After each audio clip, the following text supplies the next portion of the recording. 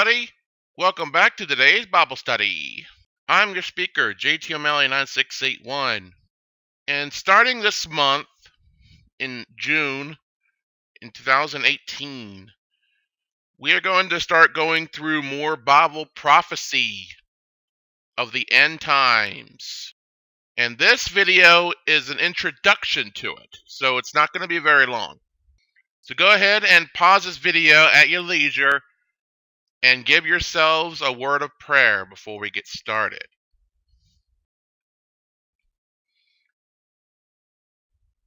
Alright? And so the title of part 1 of End Times for 2018 is, What is Bible Prophecy? Alright, so before we get any further than this, let's start our scripture reading. We will be in Luke chapter 21 from verse 5 through 36. And as some spoke of the temple. Now this is actually when Yeshua and his disciples were leaving Jerusalem. It was after the second time that Yeshua had cleansed the temple of all of the Pharisees ripping people off and just making money for themselves and all that other junk. Turning the place into a house of merchandise, a marketplace, and a den of thieves. As they are walking away, the disciples have looked back, and as some spoke of the temple, how it was adorned with goodly stones and gifts. And it was. See, this was Herod's temple. Basically, the first temple was Solomon's. Then the second temple was Zerubbabel, because remember, Solomon's temple was destroyed. And then with Herod, he expanded Zerubbabel's temple. So remember, there's only been 2 temples. And the third one is, they're trying to save up the money and everything in order to actually build the third temple. Which is why none of us should give money into Jerusalem for the temple, because of who is going to reign in that temple. And I'm not talking about Jesus. I'm talking about the Antichrist. So we should not give money for the temple. If you give any donations, don't do it for the temple. And it's for that very reason. But anyway, Herod had very great goodly stones and so many other gifts that were planted on top. There was gold on top of the temple. But he said, this is Joshua, as for these things which you behold, the days will come in which there shall not be left one stone upon another that shall not be thrown down. And they asked him, Master, but when shall these things be? And what sign will there be when these things shall come to pass?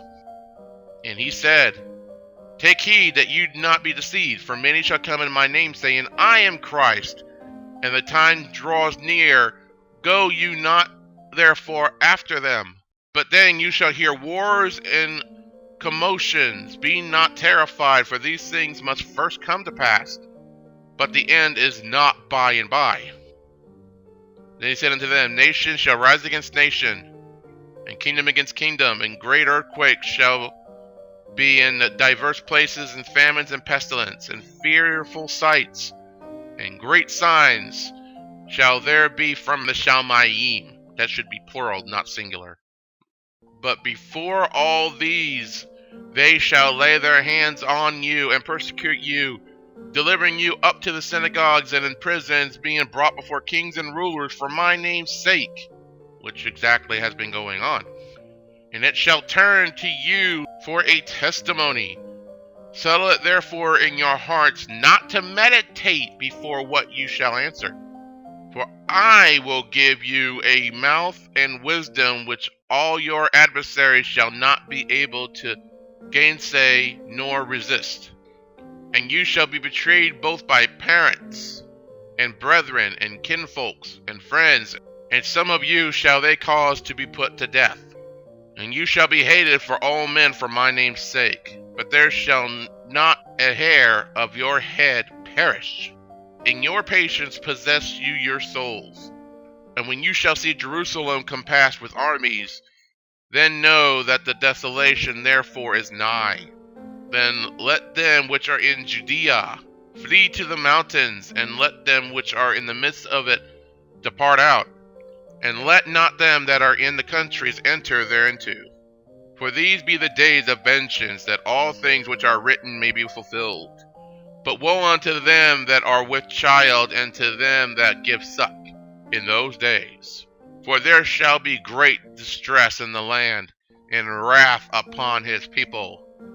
And they shall fall by the edge of the sword, and shall be led away captive into all nations. And Jerusalem shall be trodden down of the Gentiles until the times of the Gentiles be fulfilled. And there shall be signs in the sun, and in the moon, and in the stars, and upon the earth distress of nations, with perplexity, and sea and the waves roaring, men's hearts failing them for fear, and for looking after those things which are coming on the earth. For the powers of the Shamayim shall be shaken. And then shall they see the Son of Man coming in a cloud with power and great glory. And when these things begin to pass, then look up, and lift up their heads, for your redemption draws nigh. And he spoke to them a parable. Behold the fig tree and all the trees. When they now shoot forth, you see and know of your own selves that summer is now nigh at hand. So likewise you, when you see these things come to pass, you know that the kingdom of God is nigh at hand. Verily I say unto you, this generation shall not pass away till all be fulfilled. The Shamayim and earth shall pass away, but my word shall not pass away. And take heed to yourselves, lest at any time your hearts be overcharged with surfeiting and drunkenness and cares of this life, and so that day come upon you unawares. For as a snare shall it come on all of them that dwell on the face of the whole earth. Watch you therefore, and pray always, that you may be accounted worthy to escape all these things that shall come to pass, and to stand before the Son of Man. And so, what is Bible prophecy?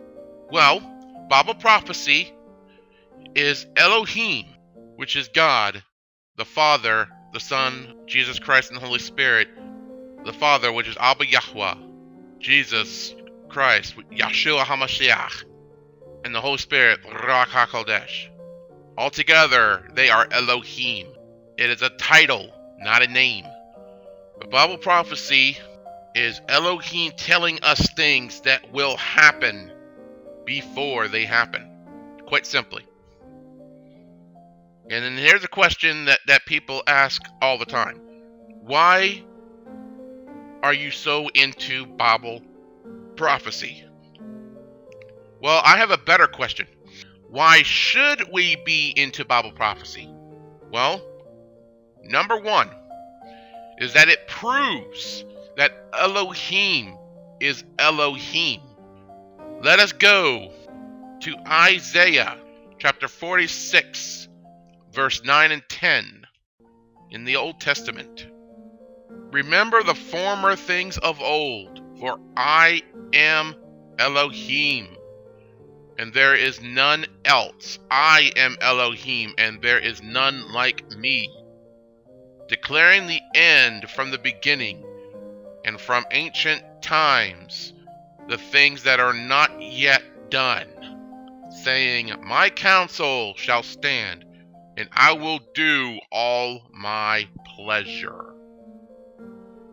Now, point number two of why should we be into Bible prophecy is that Bible prophecy is whole Bible teaching, because nearly 1/3 of the Bible is prophecy. Over 1,800 prophecies are in the Bible, and over 8,000 verses speak of prophecy. Number three, Yeshua was into Bible prophecy. Let's go back in Luke 21, where the disciples, where Jesus talked about the temple being thrown down, and the disciples asked him of these things.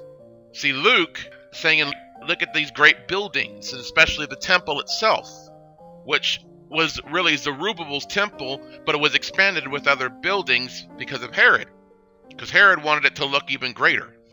And it's not that Yahshua didn't like the temple. He knew how great the temple looked. He did like it. But he knew what was going to happen. Not one stone shall be left upon another and will be thrown down.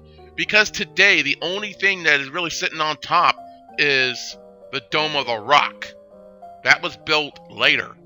The only thing that still stood was the temple wall, the wailing. That's not the temple. So the temple itself, yes, was thrown down.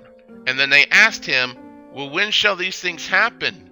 And what is the sign of these things? Now let's go to Matthew chapter 24, verse 1 through 3, where once again they went out from the temple, and disciples were showing him the buildings of the temple. And so Yahshua said, do you not see these things? For I'm telling you the truth, that there will be not one that will have one stone upon another, and they shall all be thrown down. Then he went and sat upon the Mount of Olives. So his disciples came to him without the other followers and asked him, can you tell us these things? And what are the signs of your coming and the end of the world? Now, everyone always thinks there's going to be an end to the world, that the world is just going to be completely annihilated, just completely wiped out of space. Well, not according to God, not according to Elohim. When they ask about the end of the world, that's what they're believing. But what it really is the end of the church age. Those who believe truly in Yahshua HaMashiach. That all of those around the whole earth, we are the church.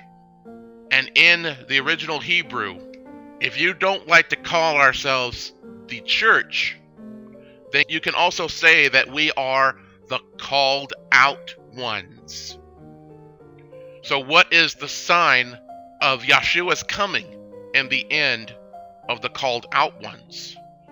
Well, the thing is, the end of the age of the called out ones will happen before Yahshua's second coming.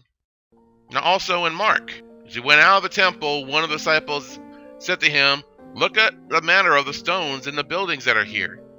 And Yahshua said to him, you see these great buildings? There shall not be left one stone upon another, and they all shall be thrown down. And the reason that Yahshua was giving this prophecy was because that's what happened.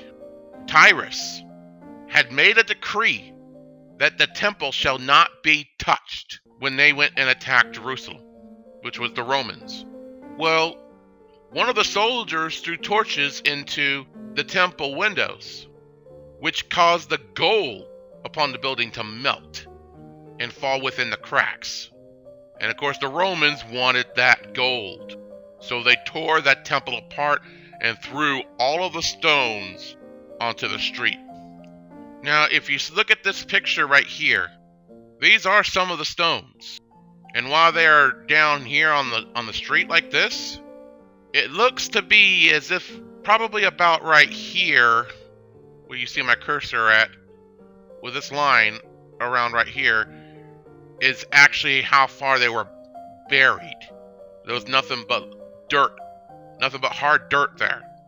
All of that had been excavated years after, and people of Jerusalem, the Israelis, have found the stones.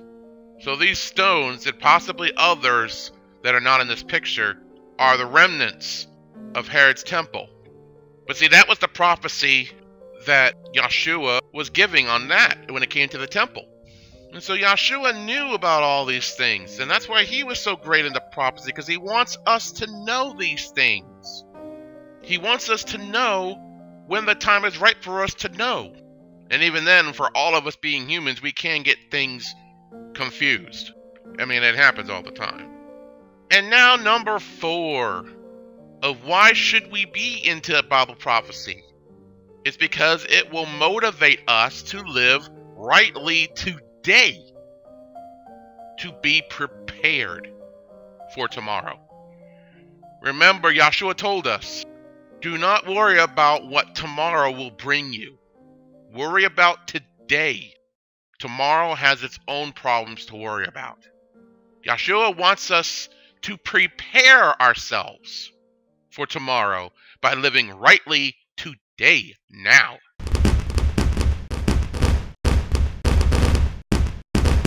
That's going to be it for this one. I hope you all have enjoyed this introduction of the end times of 2018. I hope you all will tune in for part 2. And I will have that up when it is ready, and Abba Yahweh has permitted me to put it up. Anybody has any questions, prayer requests? Go to the link in the video description, take you to my discussions page if you are using a computer. If you're using a phone or any other device, go into the comments section and just leave your questions and prayer requests there. And until next time, stay safe. Shalom, my friends. And I bear this Bible study in the name of thy Son, Yahshua HaMashiach, Jesus Christ. Amen.